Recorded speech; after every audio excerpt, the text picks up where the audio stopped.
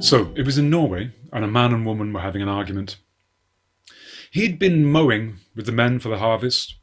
He'd come home in such a bad mood, showing his teeth, complaining, and saying that he'd been working so hard, and saying that his wife did no work at all. She just stayed at home. Well, you can imagine, that was combustible.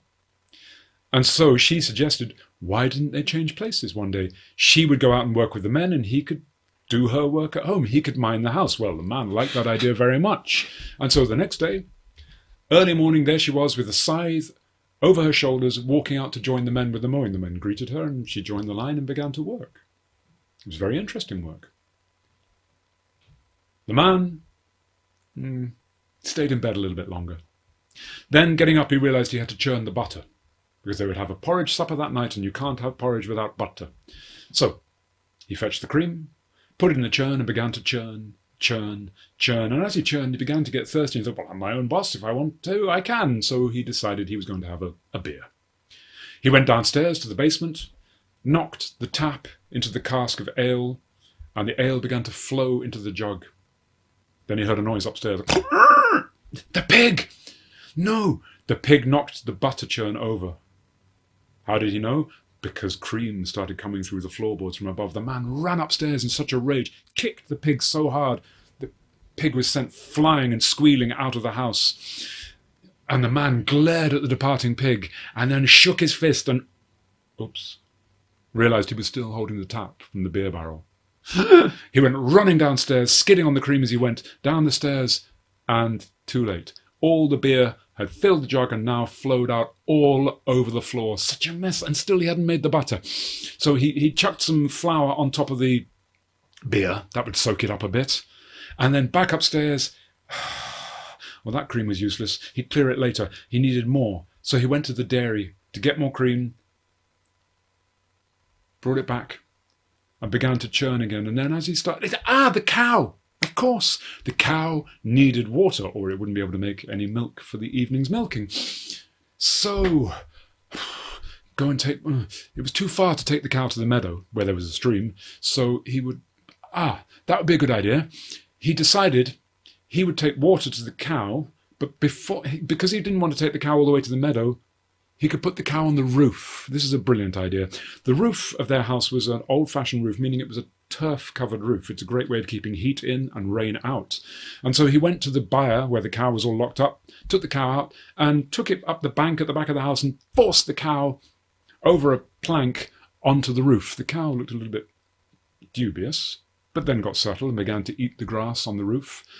And then the man thought, water for the cow. The well, good idea. So he was about to go and get water from the well, and when he said, but our newborn baby, which was a crawler now, our baby, if I leave the butter churn like this, then the baby will crawl and knock it over. So he took the butter with the churn with the cream on it, put it on his back, and walked towards the well like that. And then he lowered the bucket and then pulled the bucket up, and then reaching down for the bucket, all the cream came running out of the back of his head and into his ears, and he lost the rest of the cream.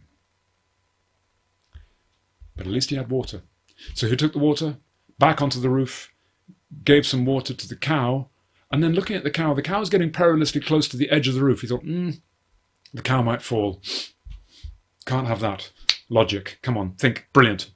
He went and got a rope, and he tied the rope around the cow's neck, and then he tied the other end of the rope, he dropped it down the chimney, went back into the house and tied the other end of the rope around his ankle because, of course, he had to grind the oatmeal to make the porridge, or they'd have no porridge. And so if anything happens to the cow, he'll know about it. And he began to grind and grind the oatmeal. Sure enough, the cow did fall off the roof. The man was dragged up the chimney and stuck there. His wife waited such a long time for the man to come and call her home for her supper, like she did for him every night. She'd had a lovely time working with the men. They were very complimentary about her efforts. And she agreed, it was hard work. But then she gave up waiting for her husband to call her home, so she walked home and found such a scene of devastation and mess, cream all over the floor. She saw the cow hanging halfway down and halfway up, kind of stuck against the wall. She immediately got the edge of her scythe and cut the rope, and the cow fell to the ground. The man fell down the chimney and landed head first in the pot of water which he'd put on the fire to heat for the porridge, and stuck there. The woman came inside, saw the cream all over the floor, smelt the beer in the basement, and she kept hearing this noise, this kind of, babe, sweetheart, can you help? But it's amazing how your eyes don't recognize things when you see them in an unfamiliar place. And it's amazing how your ears don't quite hear voices when they're upside down. Something like that.